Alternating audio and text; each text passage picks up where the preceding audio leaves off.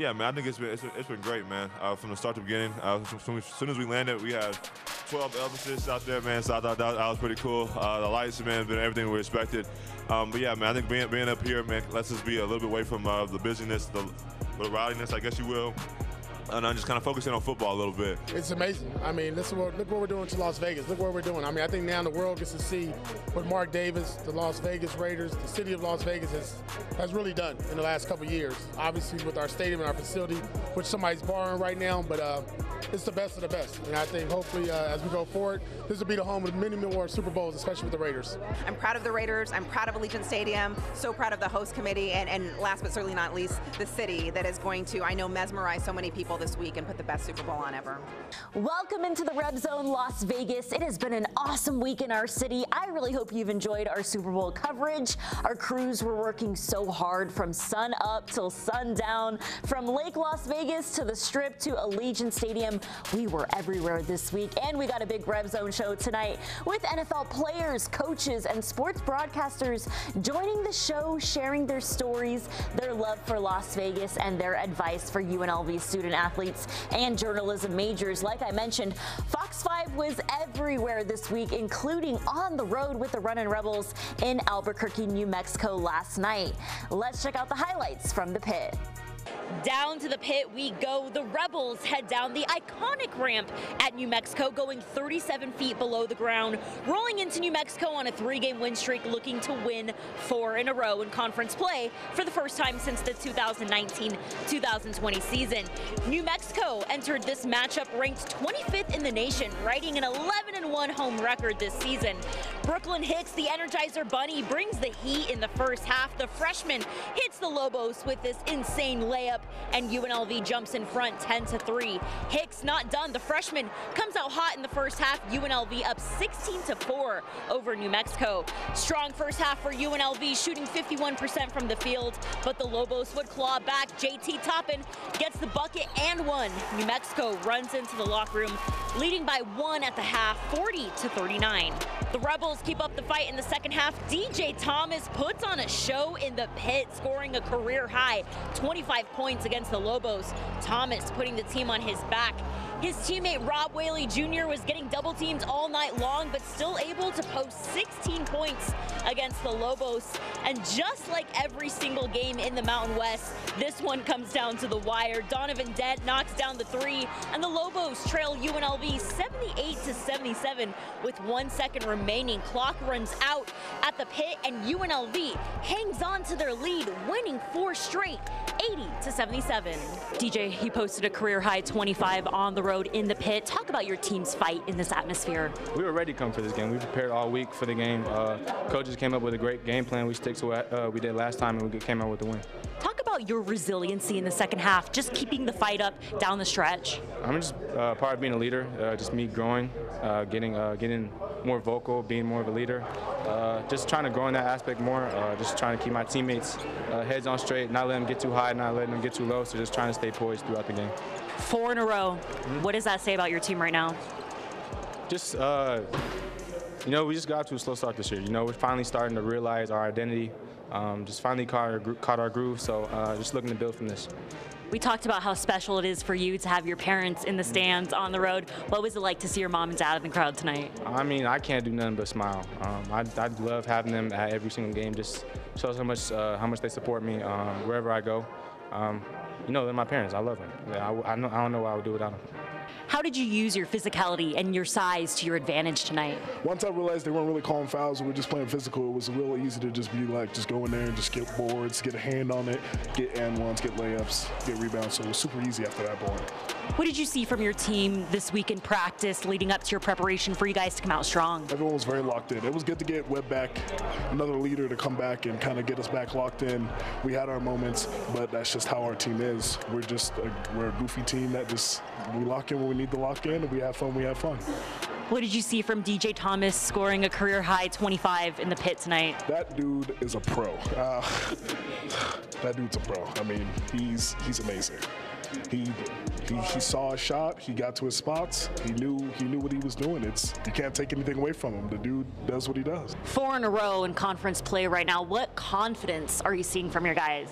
I think they're exactly, it's security. You know, they have a feeling that they're going to get stops. They have a feeling they're going to get good looks, and when you can do that, you can weather storms, which you know, obviously they did, because we went on a couple runs, and then we did too, because they went on a couple right back to either tie it or take the lead. So I think we're playing with a level of confidence and security that we should be. You know, we should have our chests out and our chins up. We dealt with some stuff in the non-conference and early on that the guys could have jumped ship, but they didn't. They took a great week to get ready for this one, and now we got to have an off day tomorrow, enjoy the game, and then get back for a good one on Monday and Tuesday. Coach, I know you guys are working hard, keeping your head down, but how does it feel to be the head coach of the Runnin' Rebels, winning 4 straight right now in the sports capital of the world?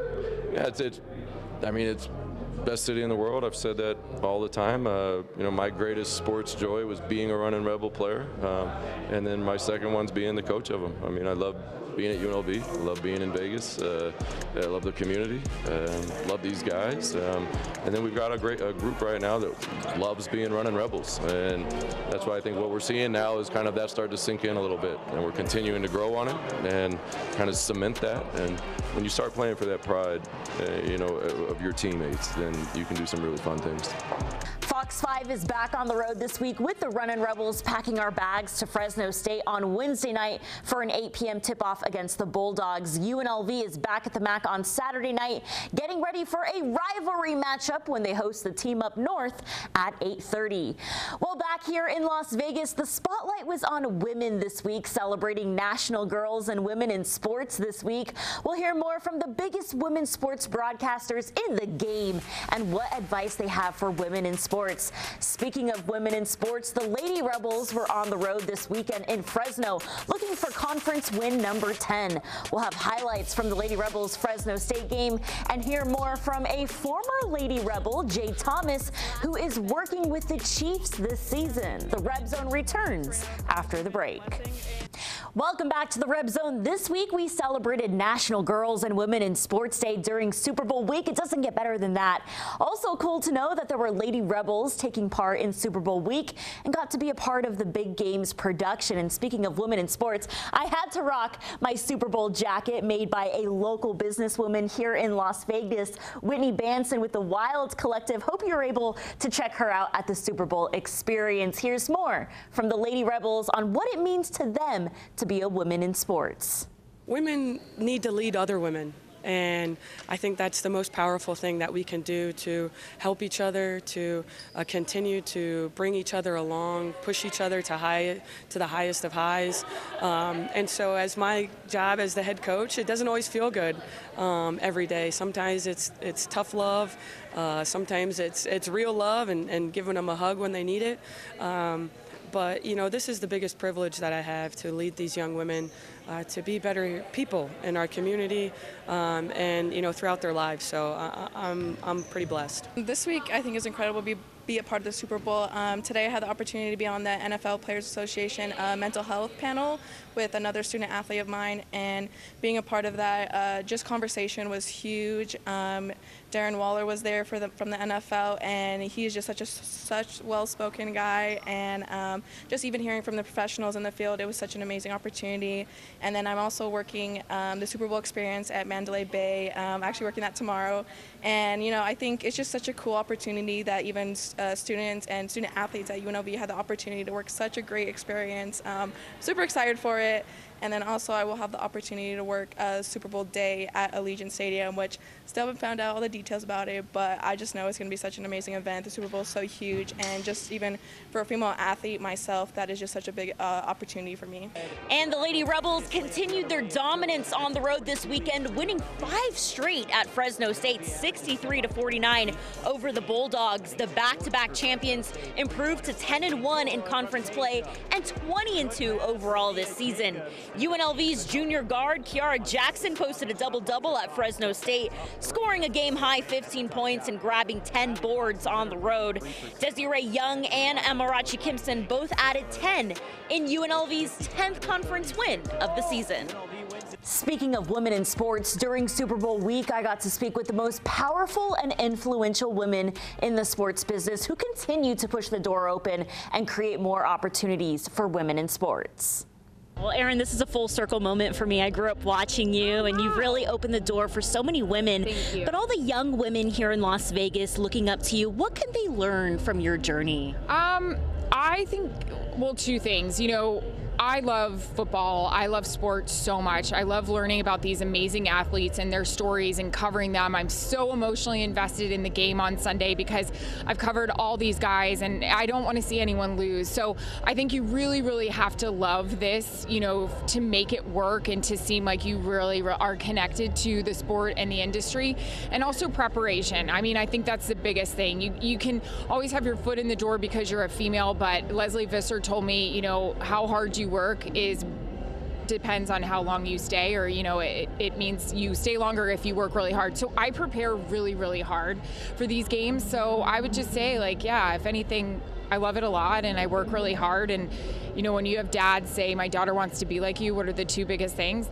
That's it. I hope that there's a piece of me that they can see themselves in. You know, we definitely want all children to dream and reach the stars, but I just know, as even myself when I was growing up, if I could connect with someone and have something in common with someone in that role is a little bit more attainable. So I don't want to be someone that is seen as being kind of an outlier. I want women and girls and everyone to see, if they see a woman that's in charge of the Super Bowl and leading an NFL team or any team, that becomes the norm. And that's what this event is actually all about, just supporting and encouraging women and giving greater visibility to women in sports. I think just persistence, right? And the belief that regardless of what noise comes at you or the noise that might be in your head, you have to remain persistent in what you know to be true about yourself and that you belong in this space.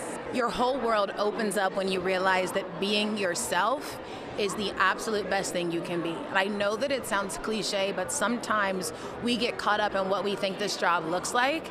And a lot of times getting caught up in that means you are making yourself smaller because you're silencing the parts of you that make you you.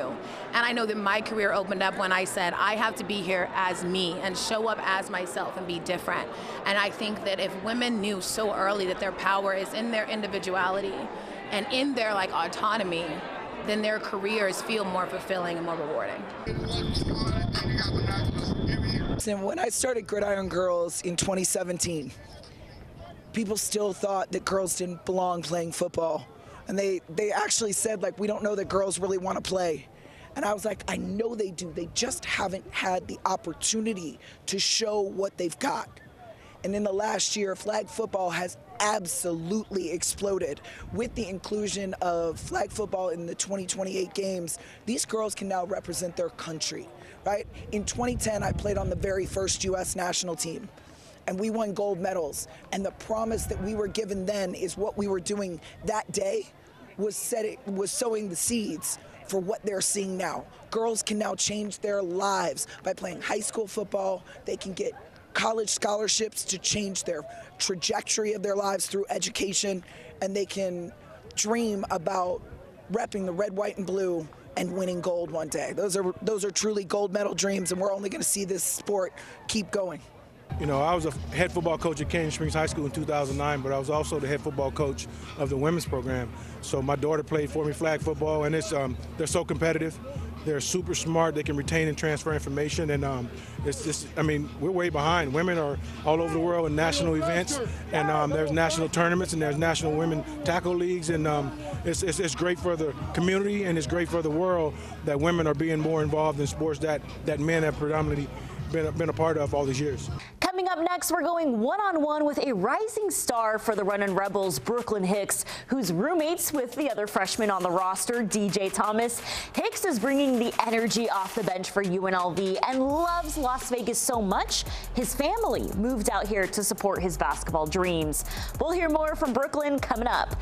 Plus, it was a star-studded week here in Las Vegas, running into the biggest sports names in the game. We'll hear more from the Raiders and the Chiefs on Super Bowl week, and what advice the pros have for the UNLV football players here in Las Vegas. The Red Zone returns after the break. Welcome back to the Red Zone. All eyes around the world were on Las Vegas this week, the sports capital of the world.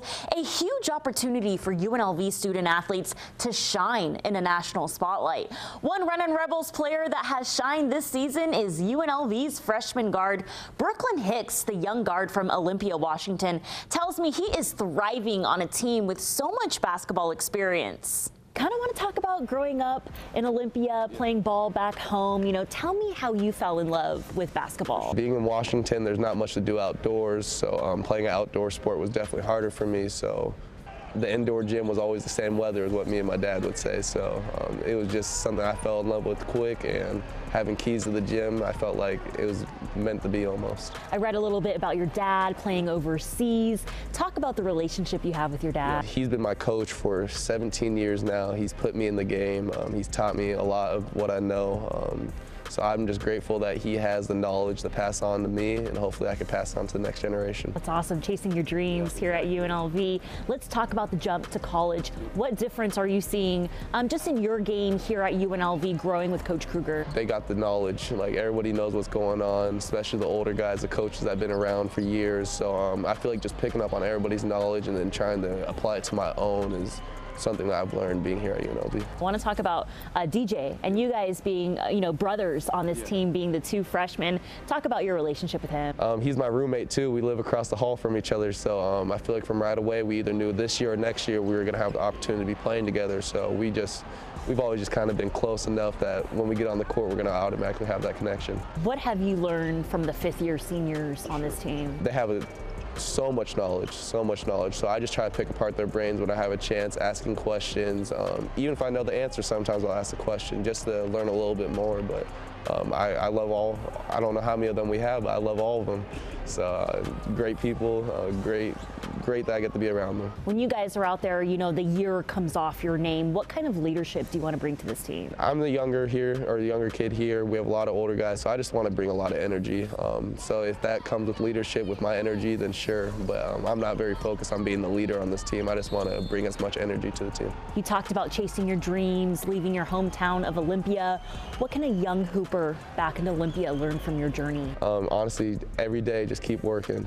I've been preaching this for years, just working day in, day out, and eventually your time will come. It's been great to highlight the Runnin' Rebels this season. So many good stories on the Red Zone and so many more to come as we get to sit down with the Lady Rebels this week, who have 2 home games against Colorado State and Air Force. Well, coming up next, we're going one-on-one with the Raiders and Chiefs. Antonio Pierce opens up to me about his city being the host of this year's Super Bowl and what's next for the Silver and Black this offseason. Plus, current NFL pros give their advice for UNLV football players trying to reach the next level. The Red Zone continues after the break. The national spotlight was on Las Vegas this week with every major news outlet and every sports star in town for Super Bowl 58. With all these NFL stars in town this week, I was able to run into a few players who have some advice for UNLV football players trying to reach the next level of playing in the pros. My journey wasn't always the prettiest. But yeah, man, you just put the best foot forward every single day. I think I'm a testament to that. I didn't play as a freshman. I was a special teams guy. So just coming in every single day, man, and just trying to learn, trying to put yourself in the best position possible to gain trust of your teammates and your coaches, and do that on a daily, and just kind of see where it takes you. I know now it's going to be perfect. I know now you can transfer and go to the next location, but honestly, I think it's kind of some joy and growth in that. For the most advice I want to give, first off, is the offensive coordinator. Shout out to the offensive coordinator because keep running the ball. To the running backs, man, that go out there, and make running backs look good. Keep striving. This is just the first step to many more to come. Keep working, and I'll meet you at the top. For all the UNLV football players here looking to make the next step in the pros, what can they learn from your journey? I would say, to invest in yourself and to put yourself first. It's not, self-love is not a selfish thing. It's important to love yourself and to invest in yourself outside the game too. Like, yes, go be the best football player. Put in that work every day, grind, have goals, have goals, have process goals, and have outcome goals, and then go work for those. But at the same time, like, invest in yourself as a human being too. In my career, what I've learned the most is when I invest in Solomon Thomas, a person, not just Solomon Thomas, a football player, I become a better football player because I'm learning more facets of my life. I'm becoming more creative. I'm becoming more flexible, learning different ways to navigate my emotions and everything. So I think that's big news. I'll wrap it up with yesterday was National Girls and Women in Sports Day. What can you say about the women in your life who have helped your career? I would be nowhere without the women in my life. My mom taking me to practice, my sister, she's the one who lit that fire in me and made me that kind of feisty person on the field. But then the trainers, the people in logistics, analytics, the mindfulness coaches we have at the Jets, our nutritionists, like everyone at the Jets, everyone at the Niners, our community relations team, everyone who I was with at the Raiders, like all the women in my life, they have really helped me become who I am as a player and as a person. They're high leaning on the building, and they make our building go. Like I'm so proud of them and I'm so thankful for them. And sports needs more women, so I'm thankful. What does it mean to you to be the head coach of the Raiders in the sports capital of the world? It's amazing. I mean, look what we're doing to Las Vegas. Look what we're doing. I mean, I think now the world gets to see what Mark Davis, the Las Vegas Raiders, the city of Las Vegas has really done in the last couple of years. Obviously with our stadium and our facility, which somebody's borrowing right now, but it's the best of the best. And I think hopefully as we go forward, this will be the home of many more Super Bowls, especially with the Raiders. I know we're enjoying tonight, but when we get back to work, what are your goals this offseason? Yeah, to get better, get the best staff we can get together, the continuity, keep that culture building, and get the best players we can, and get Raiders, right? Get guys that really bleed that silver and black and have that identity that we want to have going forward. Well, Vegas, that was a really awesome week here in our city. I feel so lucky and so blessed to be a part of an amazing sports community. Every inch of this town is filled with great sports stories, and it's my job to shine a light on all of them.